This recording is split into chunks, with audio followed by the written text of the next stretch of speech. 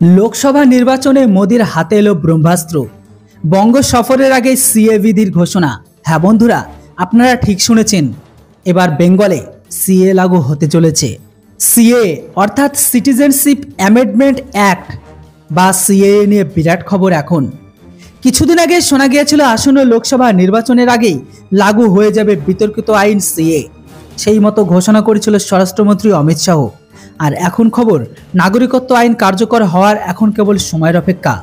আপনাদের বলে দিই, 2019 সালের ডিসেম্বরে সিএ বিল পাস হয়, তবে এখনও পর্যন্ত এই আইনকে লাগু হওয়ার কোনো সম্ভাবনা দেখা যায়নি। জানে বিরোধীরা প্রধানমন্ত্রী নরেন্দ্র মোদীকে কটাক্ষ করতে ছাড়েনি কেন্দ্রকে। বিরোধীদের অভিযোগ, আইন পাস করেও তা লাগু না করার পিছনে রয়েছে রাজনৈতিক খেলা। তবে এবার সমস্ত জল্পনার অবসান ঘটিয়ে সিএ লাগু হওয়ার দিনক্ষণ প্রকাশ করল কেন্দ্র।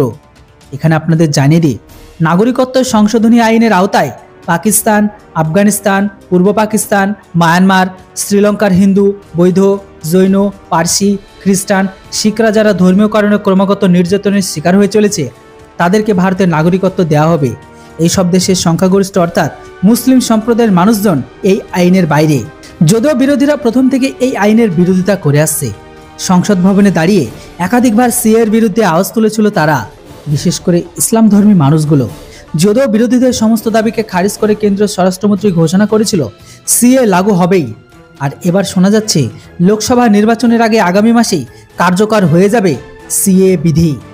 এক কথা বলাই চলে, লোকসভা নির্বাচনের আগে এটাই হতে চলেছে মোদির ব্রহ্মাস্ত্র।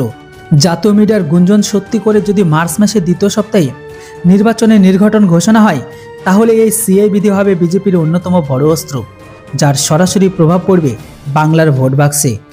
আর এতেই হয়তো মমতা, মাসি পিসি দিদির এবার জ্বলন চলবে, কারণ বাংলার নেত্রী প্রথম থেকেই এই আইনের বিরোধিতা করে আসছেন।